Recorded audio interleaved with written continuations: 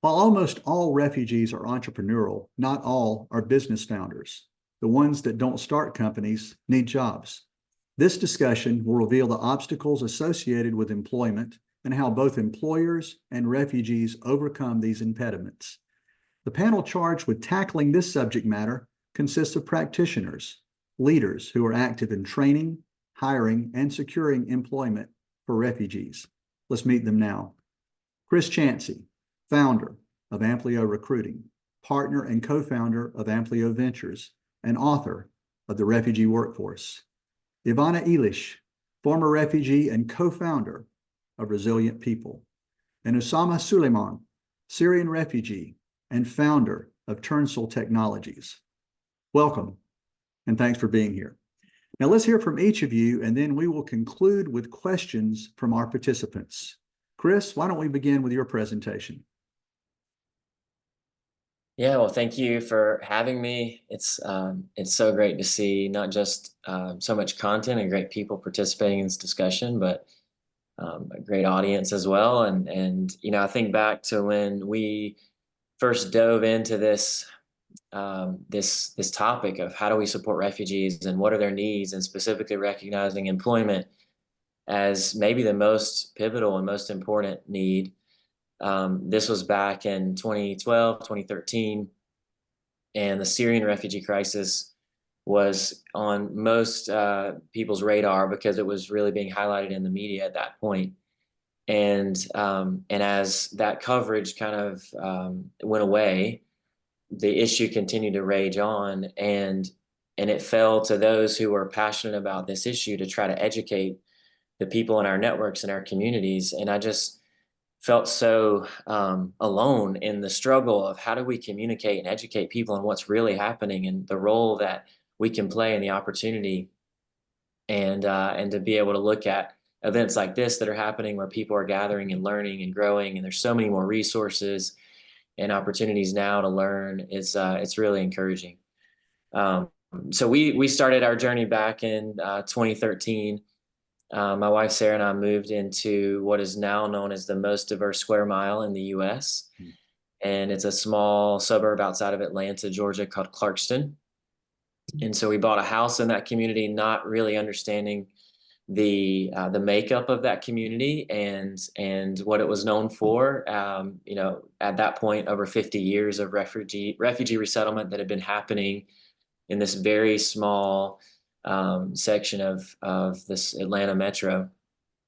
And so we began to meet our neighbors and began to meet people across our community as we would go to the grocery store, to the post office, and so many of those conversations and meeting these people from different places around the world would end in them asking us to help them find a job. And so as entrepreneurs, we thought, well, what can we do? What business can we start? And as we thought through our network and our contacts across the city, we saw a lot of companies that were hiring and needed to employ people. And we saw a lot of people in our community that we felt like would be amazing, dependable employees. And so we said, why not start a staffing agency? So at that point, we had no real background in HR, certainly did not understand the business model of staffing, but we figured, how hard can it be? Both sides need each other. We'll connect the dots here, and then we'll all ride off into the sunset together.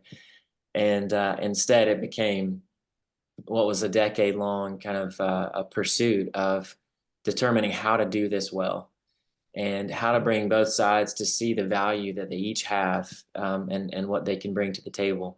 So what started in Atlanta in 2013 began to grow around the country. And as of today, we've been able to work in over 20 markets across the U.S., over 25,000 refugees that we've been able to place into full-time employment. And much of that has been in the industrial space, in manufacturing, in logistics, and distribution centers, and companies that are hiring for those entry-level roles where they need dependable employees to step in and competently and efficiently be able to understand the work and pursue it with excellence. But then we've also been able to kind of move up what we would think of as kind of the landscape of employment across the marketplace and into more professional roles. And so partnering with organizations that provide training around skilled trades, so electrical and pipe fitting and carpentry and welding, and then moving further up that scale to be involved in more management roles and project development roles and in the construction trades and also in the tech space. And so it's been amazing to see corporations, big and small, start to grasp not just a moral or social obligation to employ and provide opportunities for refugees, but recognizing the economic value of engaging this community and giving them an opportunity because it allows their companies to move forward and be able to build a strong talent base of dependable people who have a growth mindset and really want to see this employer that gave them an opportunity succeed. So that's a really quick kind of overview of our story. And then I'm just going to share quickly just one slide, maybe two slides here from a deck that we often use as we're engaging with potential clients. So bear with me as I pull this up.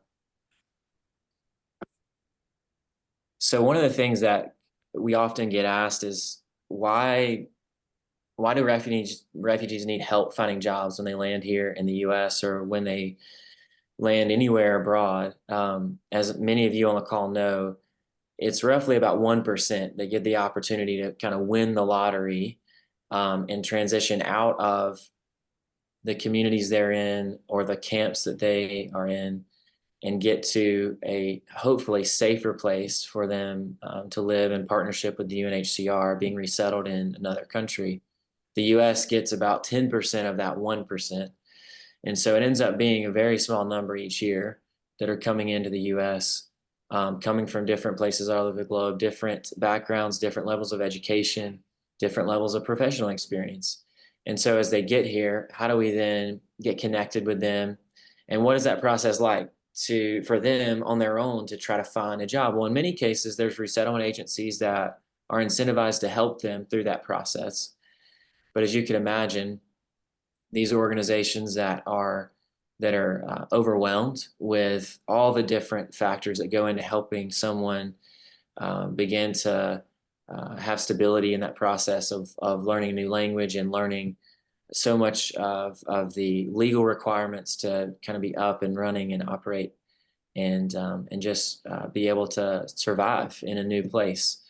And so often employment gets kind of pushed down the line, and there's still, even though there's a lot of great desire and resources available, it's still a really hard process to manage. And so we stepped in from this for-profit perspective to look and feel and act and smell like a staffing agency, but we did it from this perspective of how do we create opportunities for these individual refugees. So we said our goal is not to employ as many refugees as possible, because that would put us in a position where we're begging these companies to give us an opportunity.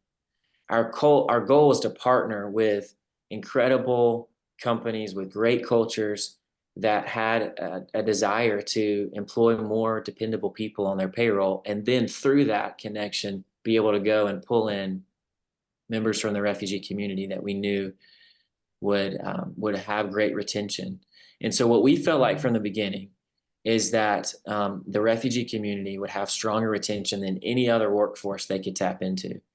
And then the burden was on us to prove that out, and on the individual members of the community that would show up and day after day work hard and learn and grow and develop within that business organization they were a part of. And so as we tried to do our own research, we thankfully were able to partner with others who were pursuing that same concept and wanting to prove out that retention was really the pivotal factor that allowed a business to see such great impact from employing the refugee community. And so this slide's a little bit outdated, but as I said, we would use this to connect with companies and help them understand the greatest opportunity. So when you look across the industry, just the US-based workforce, you see roughly about a 30% retention rate after 1 year. And many companies would say it's much, much lower than that based on the industry they're in and the type of work that's being done. But now confirmed by multiple research publications, from some Fortune 100s, from both the finance side, from universities. Deloitte was one of the most recent that came out and said, yeah, over 70% of the time you see refugees retention after 1 year is going to drastically outweigh what we typically see among others in the workforce. And so at this point, we're seeing well over 3,000 employees a year that we're adding to companies across the US. And this is kind of the driving factor, that it comes back to their loyalty, to their dependability, to their ability to overcome the odds that have been stacked against them, and to some extent maybe even feel like they face the worst. Failure is not something to fear because they've overcome that to some extent, and so they can step into these work environments with some support around them and some direction and guidance, and they have the opportunity to succeed. So at the end of the day, we just want to help companies recognize there's value in engaging the refugee workforce, and it goes both ways. The individuals certainly benefit from having dependable jobs and dignified jobs where they're getting paid and they're getting opportunities to improve their own competency, but the companies benefit from that process as well. And so as we articulate that the best that we can throughout the marketplace, we have companies seeking us out to get better connected to the refugee workforce. And then we get to walk alongside both of those entities, bringing them to the same table and helping them both understand the value of how we can work together for a greater local economy in all the markets that we're working in. So I'll stop there for now, but so grateful to be a part of this discussion and look forward to the Q&A. Thank you, Chris. And I want to remind everyone to begin or prepare your questions and put them in the chat box. When we conclude with the presentations, we'll read those questions for Chris and for the rest of the panelists. Ivana, why don't you tell us about Resilient People? My name is Ivana Ilic, and I'm one of the co-founders of Resilient People. Thank you all for being here and also creating the space for all of us to have such important discussions. Also, anytime I listen to Chris talk, I learned so much. I met Chris about 3 years ago or so, and I actually brought him on as a guest speaker for a World Refugee Day event. I think it was about 3 years ago. And so this is just kind of a full circle moment for me to be on the panel with him on this.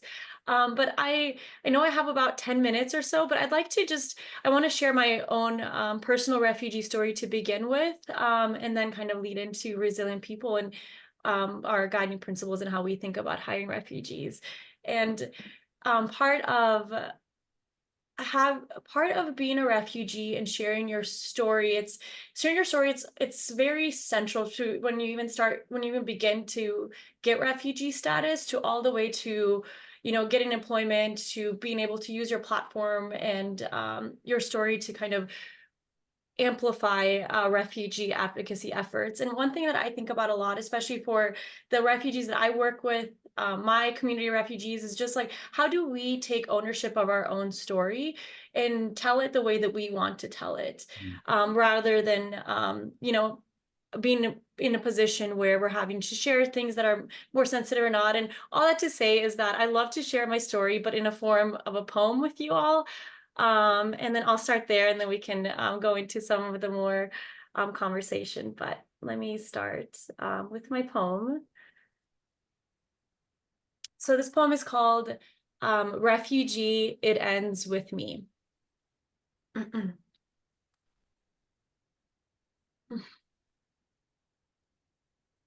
Every woman in my family has been in war. It starts with me. I was born a refugee. Every cousin, aunt, my sister and mother, going back for generations after generations without skipping every other. You see, war is not a recessive trait. It dominates your being at an alarming rate. Bullet through the thigh, Uiko can't walk or jump as high. Bullet through the stomach, Tetka cries of infertility ache. I really mean it when I say every woman in my family has been in war. A war on two fronts. One literal, so tangible, it burned and torched the house over her head. It changed her husband forever and left others thankful they weren't dead. It hardened her smile and stole her appetite. It made her passive, not quite right. She'd pray every night. The other front caused more harm. She's in war with herself, will not let her rest. It burns inside of her, lights a fire in her belly so fierce. You stay out of her kitchen. She needs no sous chef. You can't handle the heat. Her flames boil water. She boils over. Her story is untold. She doesn't speak of it. It is unspeakable. She is unable to say, to feel, to process, to heal. And when the two fronts meet, oh, how sweet. At once they collide, they burn and break her again and again. And from the ashes, she picks up the pieces and rises again and again. Like only she knows best. She clears the mess. She hides her cries, or at least she tries. But the little girl from a burning home knew not of a love free of fire. An adult, she follows chaos, desire. Hell, she'll knowingly trust a liar. Mi amor, giving more and more, chasing, chasing, chasing, slowly racing, dimming her light, suffering, self-loathing to make him fit just right, playing small, not being noticed at all. She will eat last. Please make this relationship last. She knew not of a true calm, but everything is calm compared to a bomb. I hope my words feel like a minefield, each letter a hidden mine. You walk carefully, trying to avoid the blow until suddenly you know that I pray for the little girl in Gaza. Or was it Afghanistan? Or was it Uganda? Or was it Syria? Or was it Yugoslavia? How easy we make it to recycle and replace the communities that we displace. You know, they talk of the 10 stages of genocide, starting with classification, the us versus them, making you pick a side, discrimination, dehumanization, attempt at extermination, generation after generation. And the little girl will go where she must, leaving everything behind she trusts. May she get mercy and never relinquish her power. May she grow fragile like a bomb, not a flower. You see, it starts with me. I was born a refugee in my mom's belly when she was forced to flee. It ends with me. I will set my people free. It is my path. I must feel on their behalf, watching over me now. They gave me permission. They sent me on a mission to heal all our sorrow endured in our innermost selves and passed on to tomorrow. Like an inheritance, these are my heirlooms, my trust fund, 401 chaos that builds with compounding interest. Men explain to me that that's the most important thing about investing. Carrying my women, holding their hand, or rather they hold mine. I listen intently, so divine, and I let them guide me respectfully. However, I must step in and break and challenge and say no more respectfully, for it ends with me. I am more than a refugee. Whew. That is incredible. We appreciate you sharing that so much. Oh, thank you. Let me take a little sip of coffee real quick. Yeah. Thank you. I think the more and more I work and connect with refugees, there's this power to having a creative outlet that expresses the emotional and just the personal journey that you go through. And that's something that I continue to encourage communities that I work with. Sometimes words or stories or, dates just don't do it justice. And so I hope that resonates with you guys and just gives you a little bit of context of where I come from. But let me just share a few slides here. There's no really easy way to transition from an emotional poem to a PowerPoint, but I'll do my best. Let's see. Okay, give me 1 second.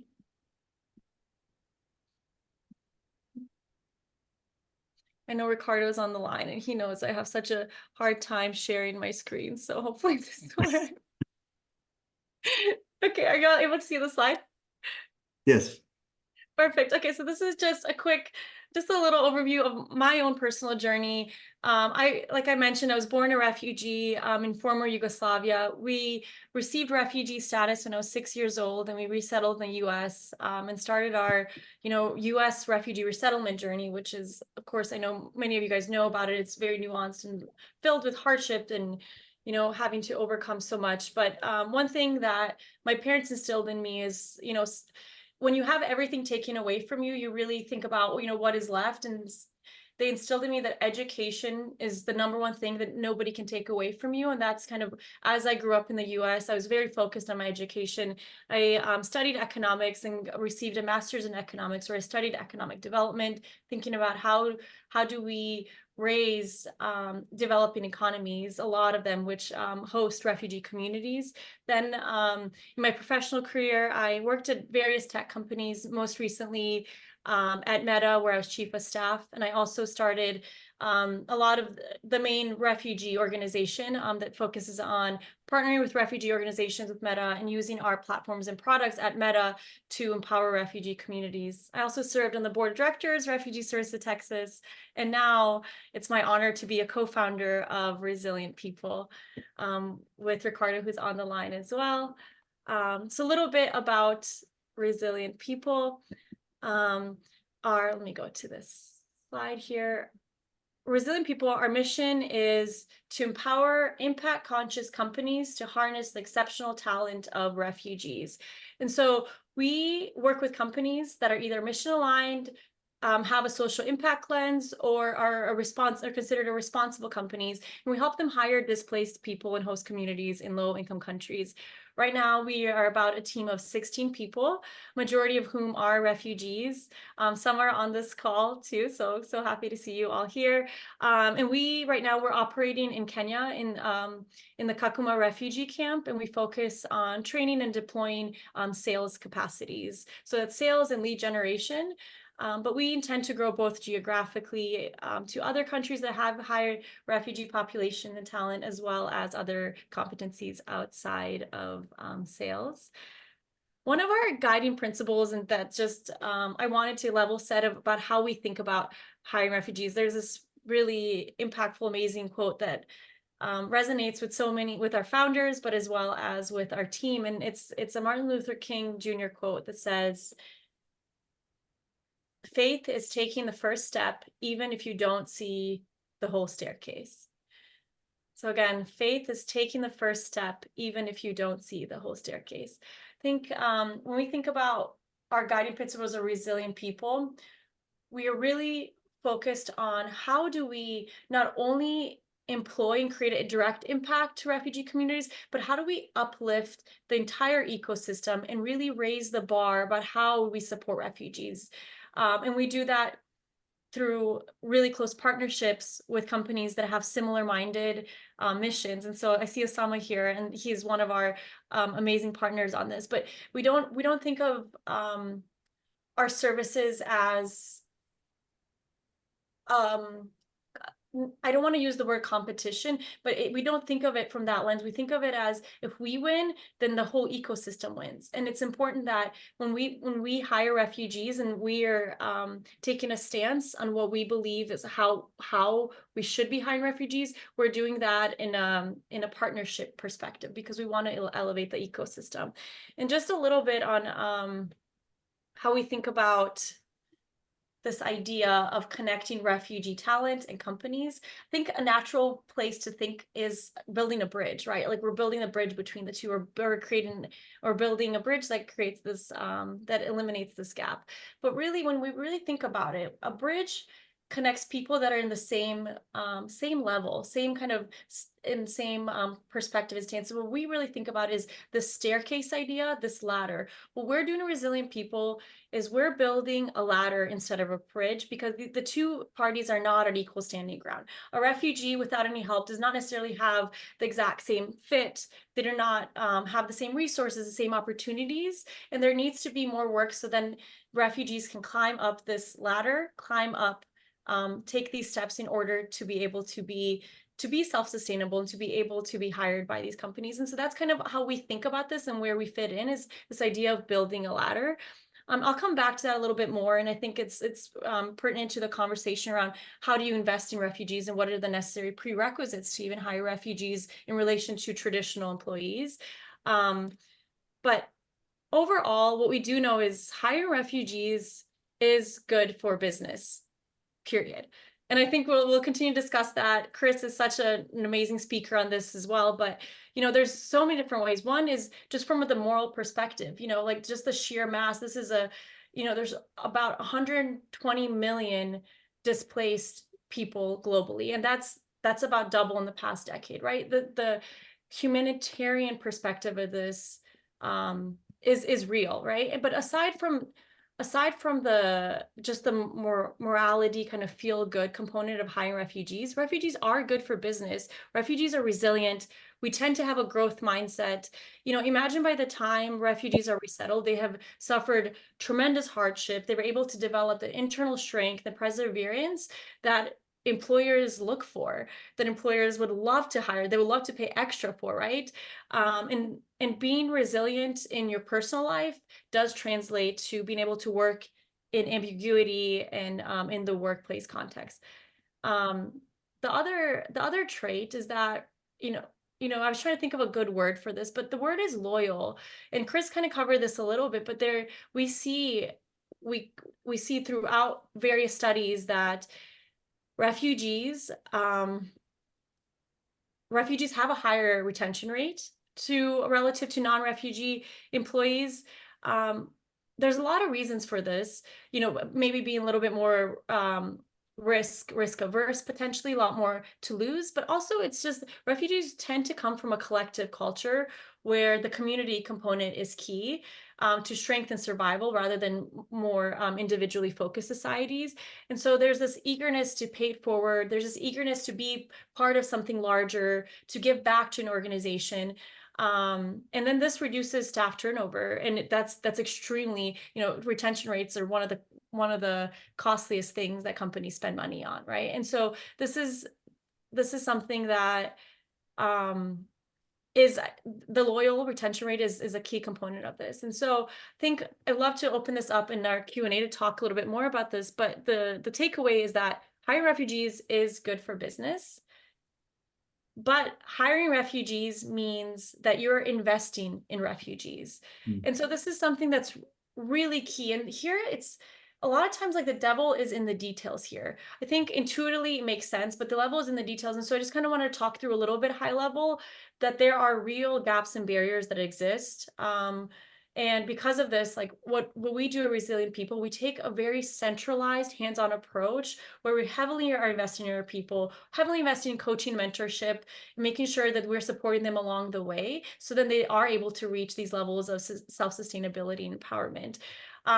We believe that this investing in refugees and removing these barriers is critical for us to hire refugees. And so, and just to kind of set just a little bit of context setting and the kind of the ecosystem in which we work in, we've seen an emergence of freelancing platforms and gig economy type of jobs that enables really anyone theoretically to take advantage of the global digital economy, right? So in theory, refugee that has maybe a computer in a refugee camp can just learn skills like coding or programming, and they can go on this freelancing platform to just apply to a job, right? And so that sounds really great, but in practice, there are just major barriers the refugees face that don't allow them to like be successful using the system of freelancing platforms, right? And so that's why we take a more centralized approach rather than hands-off training and pass them on. And so, and refugees face, these barriers of accessing the digital work because there's a variety of reasons, but one is lack of logistics. So think about internet, equipment, transportation, the space, like all of these little details that you wouldn't think with a traditional, let's say, Western workforce, but you do have to think about with refugees. There's high risk of wage exploitation. So when you think about maybe a refugee who hasn't worked in a Western professional setting, they don't necessarily know how to price their services. They don't necessarily have the same exact business acumen because they just don't have the experience to. And so there's a lot of risk of them taking on lower wages and being susceptible to wage exploitation. And then also there's just this idea of skill mismatching from, when you look at Western, maybe like companies that are in the US, there's a standard in recruiting, right? You have to have an undergrad degree, you have to have these internships, there's like these coding, these signals that employees send to the employer that they're qualified to do the job. But with refugees that come from non-traditional backgrounds, they might not have these signals. So how do we think about how do we match these skill sets for what the company's actually looking for rather than the signals that they're looking for in traditional employers? And then on the other hand, like conversely, everything applies on the company side as well of these barriers. So think about, logistics,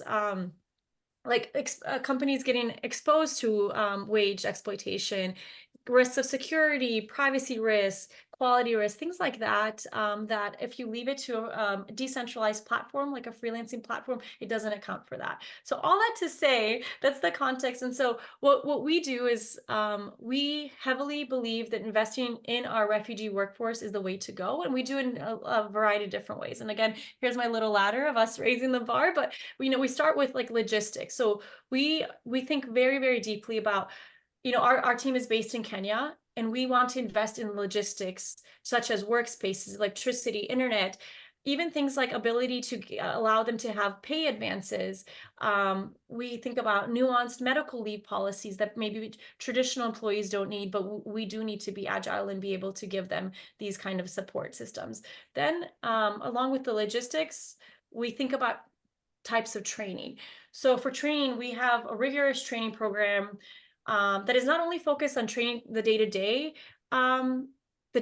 skill set, but also thinking about, how do we invest in the professional development of an employee? So how do you become a well-rounded employee? So it's things like that perhaps non-refugee employees would have learned in internships at university. We want to instill like personal finance. How do you tell your story? How do you pitch yourself? How do you talk about, these kind of professional development skill sets that not necessarily are the day-to-day kind of sales lead generation skills, but we believe we should invest in.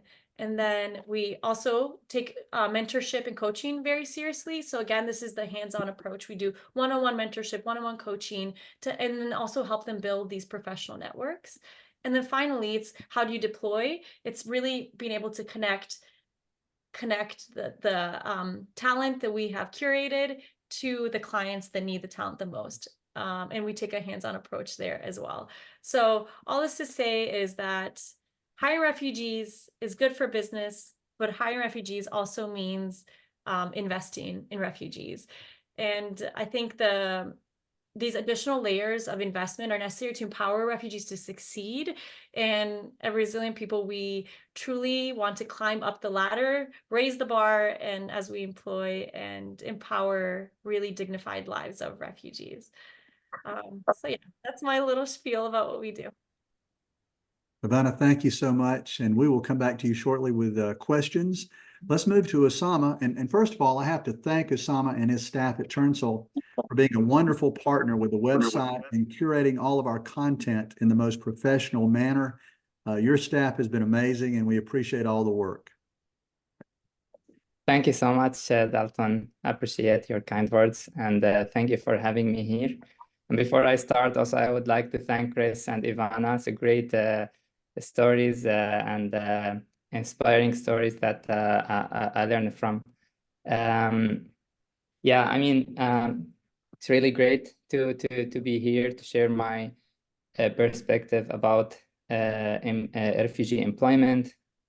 Me myself, like as a refugee, I went through this journey of like finding jobs as a refugee, and I know the difficulties and challenges of being in this situation. And also, I've been working on this for like 7 years with a mission to support refugees' employment back in Turkey, where I was a refugee there 7 years ago, and now I'm here in the UK. After founding Turnsole Technologies with the mission to support refugee employment in the tech sector. So like just to give a little bit of the background, I would like first to share my screen share.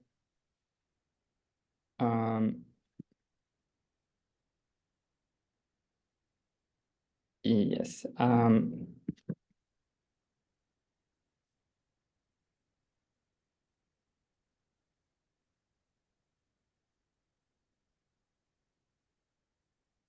Yeah, so Me, myself, I'm a software engineer from Syria. I graduated in 2011 and also started a master in artificial intelligence 2012.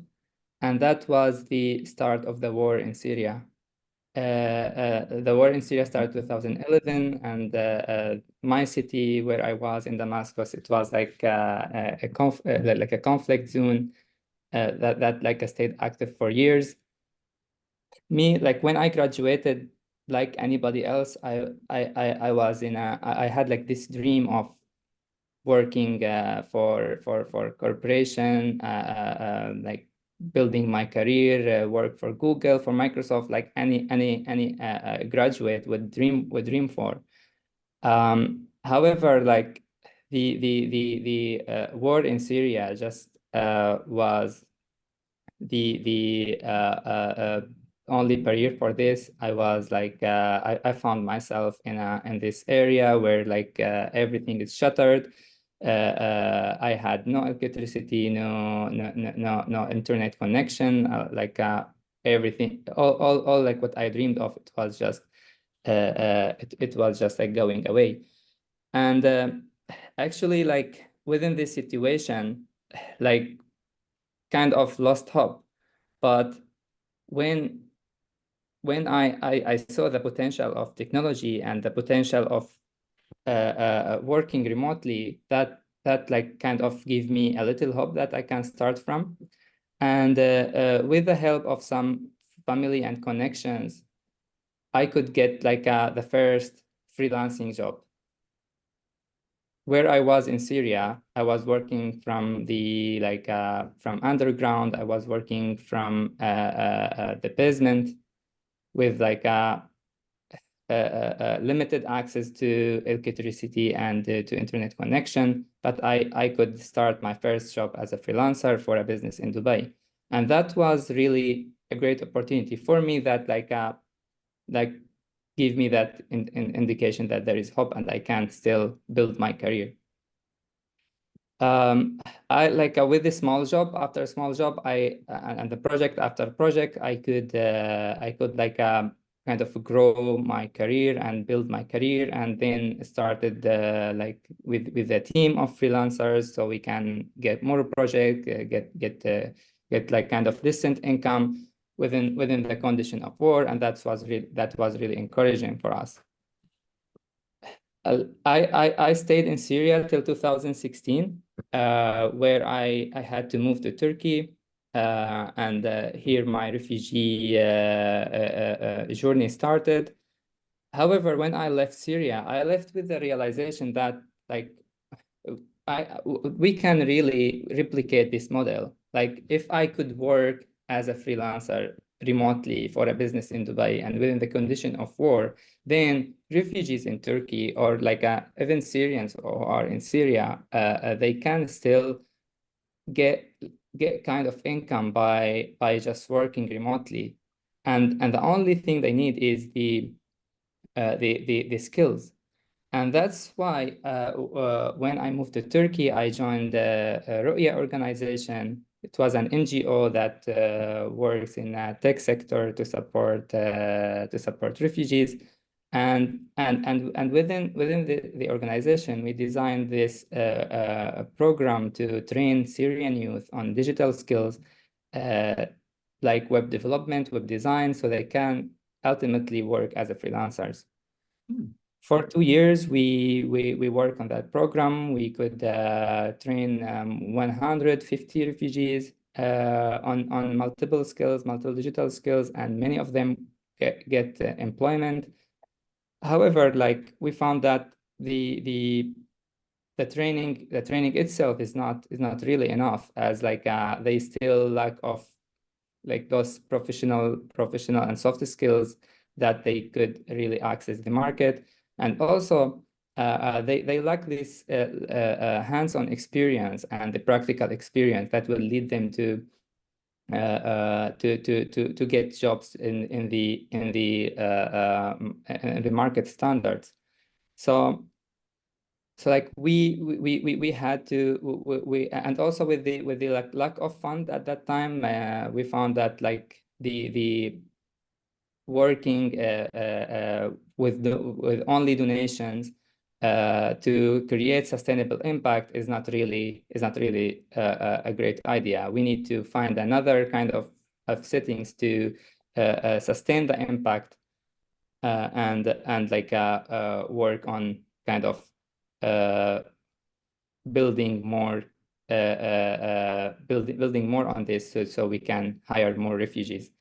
Like me as a software engineer, I have no idea about business. I'm not an entrepreneur. I don't know anything about social enterprise, but with the small research and with like a kind of learning by doing, we could like get this idea of founding a social enterprise that like aim to hire refugees and get them connected to the tech market, and so they can get employed and get income. So that and this is where we started Turnsole as a software development agency that work for businesses to build their technology, at the same time upscale refugees in software development space, and then hire them into tech market. We started in Istanbul in Turkey in 2019, and the main problem that we wanted to tackle is like addressing this shortage in tech skills in the global market. We found that like we could really get benefit of this opportunity that the global market lack of such kind of skills, like a tech skills, and with the rapid development of the digital economy, like they will require more like tech talents in the market. And at the same time, we found that those refugees, they have skills, or they have the like they have skills that they can really support themselves, but they need really the like kind of be upskilled in a way that they can really work in this market, and they can be competent in this market.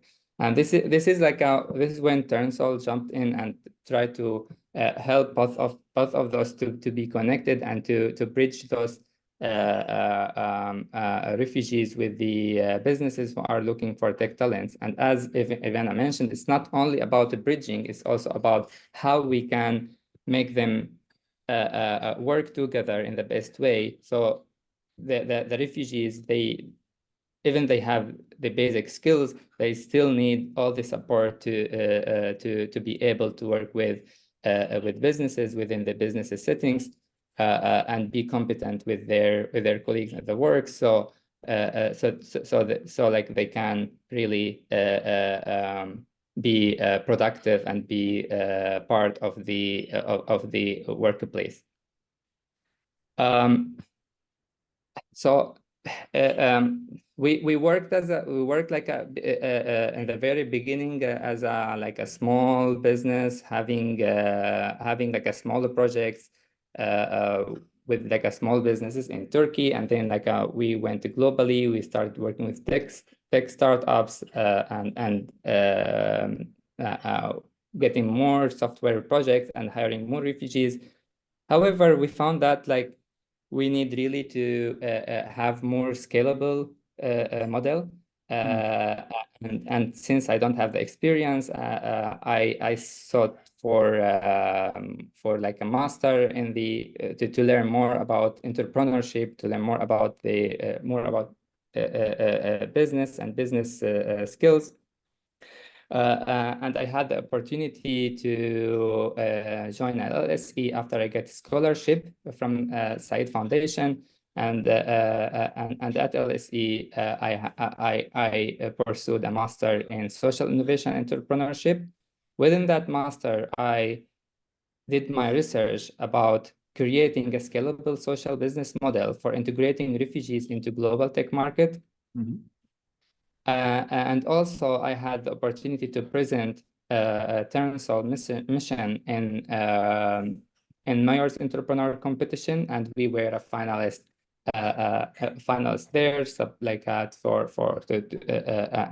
we could like join the migrant entrepreneur community and have the support from Mayor's Fund.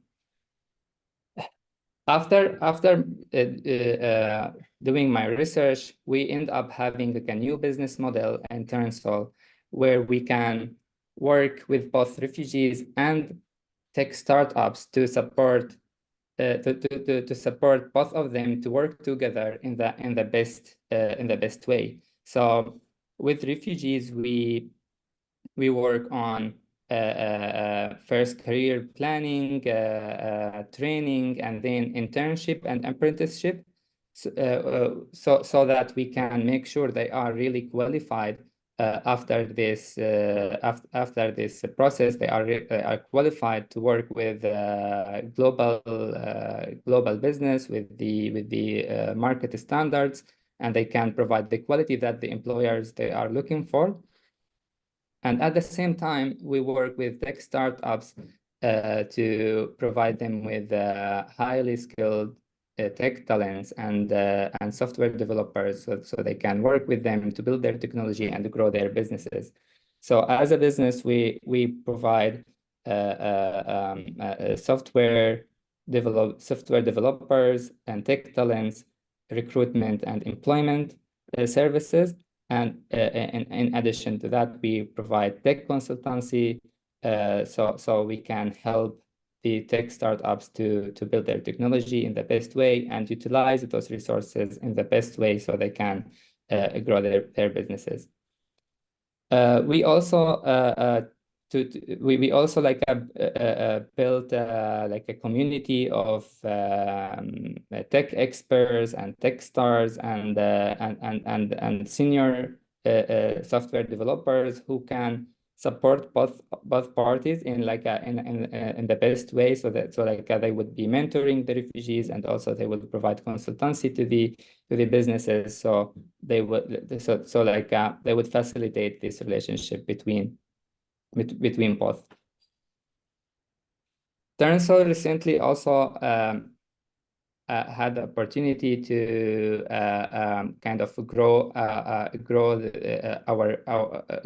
our business and our mission. So we started the process of merging with the aligned mission business.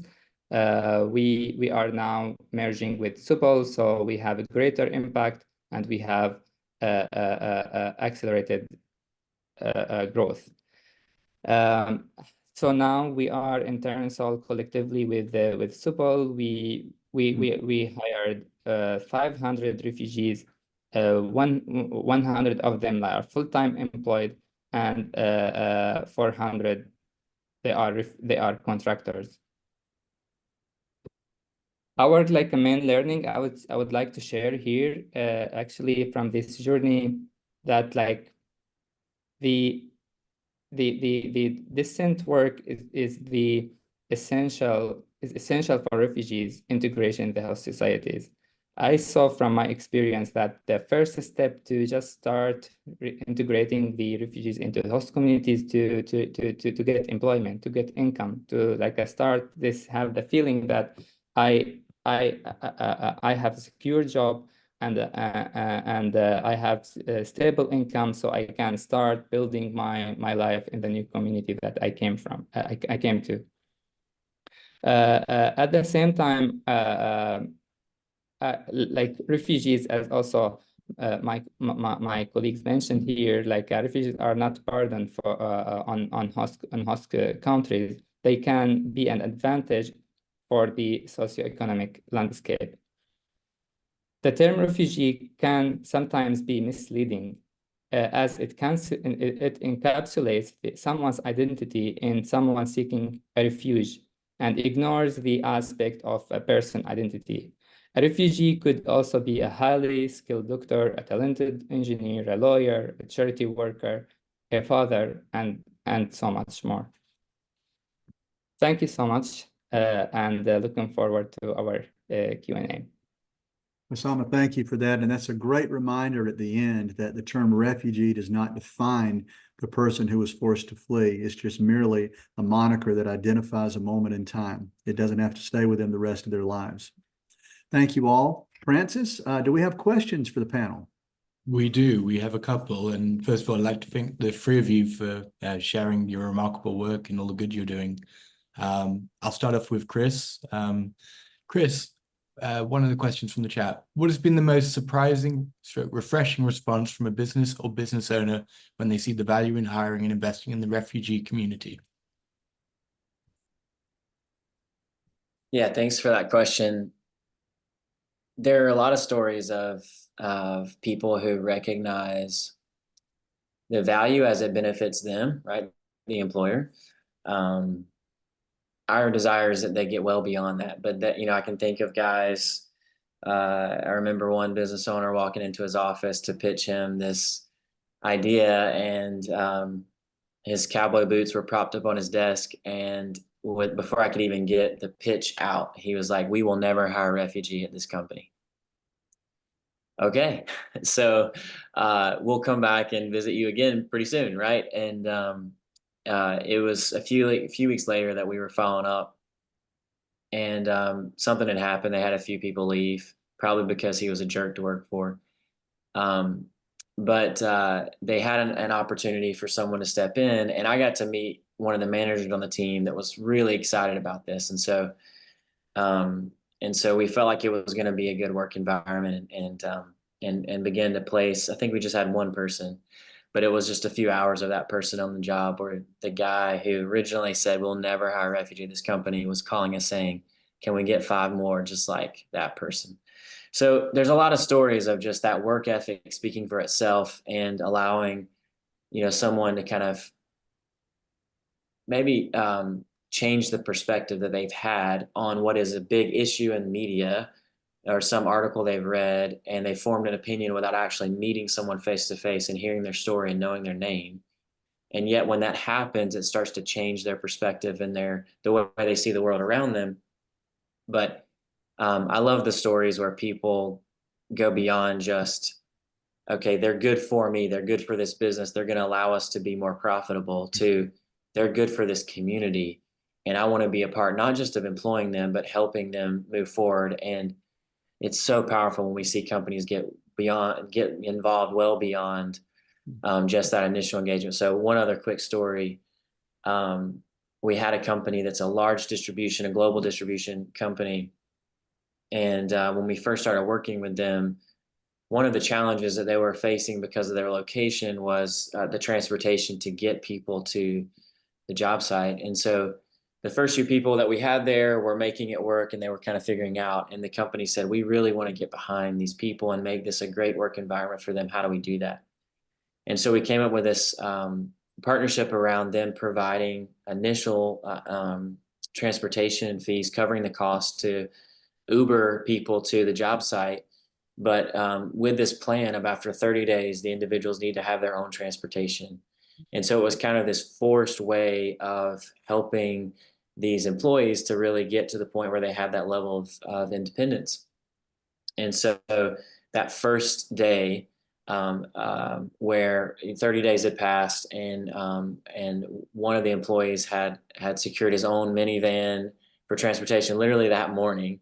And he drives into the parking lot of this huge, there was probably 300 people outside at the entryway to the company that were just so excited to see him pull in the parking lot. And he had his own parking spot that they gave him, and they just surrounded him and celebrated him. And the rest of the guys with him climbed out of the minivan like a clown car. And they just felt so appreciated by a company that just a few weeks prior really couldn't have told you what a refugee was. And so that's the moments that we know what we're doing is well beyond employment, but that's certainly a starting place to see the life change that we all want to be a part of. Wow, that's a great story. Thank you. Next question to Ivana. Can you share any particularly inspiring refugee success stories? Refugees who've greatly benefited from employment opportunities or grown in the role in which they were placed. Yes, I can. I have I have many. I would say, in my many, I mean almost every single person that we hire, they have their own inspiring refugee story before they join Resilient People, but then also while at Resilient People. I think just the way that they've been able to help us build a company, help us give back, this idea of paying it forward, all of that. I actually, I wonder how I can share this, because actually we have some of the team on the call. I think one person to me that is on the call and stands out to me, and I think you won't mind me calling you out, but he's smiling. I can see it. It's JP. I think I'd love to highlight a little bit of his story, and just from my perspective, and maybe I can, JP, if you don't mind, I maybe could pass you the mic for a minute too to kind of share. But I think one thing, when we think about hiring our team of refugees, it's like the refugees all have this common thread of this kind of personality types, right? This resilience, these identity factors, but each refugee story is very, very different. And so it's kind of like, how do you acknowledge the commonality, but also really appreciate and honor each individual story? I think JP specifically, JP worked for a partner organization out of Kenya, and that's how we were able to meet him. And he had success with that organization, but was looking to expand capacities, learn in other ways. I don't want to speak for JP, but I think just a few things. One is JP has been able to grow as a leader. So not only did he go through the sales training program that a typical employee has done, but he's done exceptionally well in that in every step of the way, he's able to provide feedback and have his own perspective and opinion that has allowed us to build a more robust organization from the perspective of the people that are going through it. And then now, most recently, he's been promoted to be able to have a more senior role within the space, not only as a BDR, business development representative, but also as a team leader. And as we're building the company, he has a really great voice. So like from terms of the impact on the team and the company, it's been great, but also thinking about JP's personal story and the way that he supports not only his direct family, which is quite large, and but also he supports the community around him too. And so I think I would love, in the spirit of being refugee centered and putting refugees at the center of this, I'd love to and give you a voice, JP, if you'd like to say just a little something about your own personal journey. Thank you so much. I'm really so happy to be in this call, and I'm so happy, like I said in the chat, that I'm so happy to be part of Resilient People, and I am already climbing the ladder as well as building the ladder, and so I'm a live testimony. I've like Ivana mentioned, I've been working for one of our partners before I joined Resilient People. But then also in life, I've faced a lot of challenges that even brought me down to the extent that I felt I don't want to be employed again. But then with Resilient People now, I feel like I'm so alive. And I am enjoying every bit of my job. No matter the challenges that come, I'm really so happy, and I'm really hoping that I will be able to help others to get better at whatever they want to improve in life. Thank you so much. I am an ex-asylum seeker. I was in the refugee camp at Kakuma in Kenya for 5 years, but then I came back home to Uganda. And one of the things that I want to do in life is to make sure that nobody leaves home because they are looking for something they could find if there was somebody to help them. Thank you. Thank you Thank both. you, JP. That is wonderful. That is wonderful. Yeah, truly inspirational, and we look forward to seeing your continued progression and watching you closely. And lastly, Ousama, last question for you. How has the evolution of technology kind of impacted the landscape of what's possible with refugees and refugee employment? Yeah, I think that like, of course, technology like is changing everything in our lifestyle, but that also impact the refugee employment in a I would say positive way. Like first of all, the technology that provided us with this possibility of remote working. And I mentioned my example, me myself, I was working in a work condition area, and I was able to work for a business far away from my city. And at the same time, actually, it like this is the irony that I lost my job in my city at that time because of the war, because the company moved to another country. And my job was like just 15 minutes away from my home.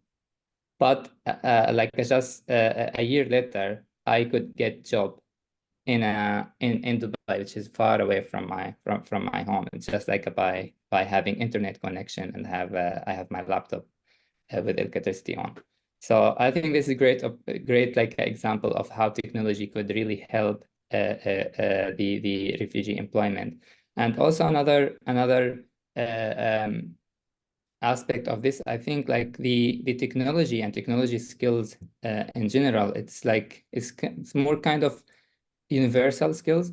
So that you can use everywhere, wherever you go. Like, for example, me, I'm a software engineer. I learned software engineering in Syria, but I could use the same skills in Turkey, here in the UK, and I believe I can use them any place else. Of course, like always, there are challenges, like, and there are some differences. Upskilling is needed. Like a support of accessing the market is still needed, like language, cultural differences, and all of this need to be facilitated for any refugee to access the job. But still, like technology could be advantage here and could help those to get employment. So yeah, I think like these two aspects that I could share this in this area. Hey, Francis, you're muted. Apologies. No, thank you for sharing, and thank you all three for contributing to this debate and sharing the wonderful work you're doing. And I'll pass over to Dalton to close out. Yes, I also want to thank Ivana, Ousama, and Chris. That was incredibly enlightening, and we all appreciate your work. Thanks for being with us today.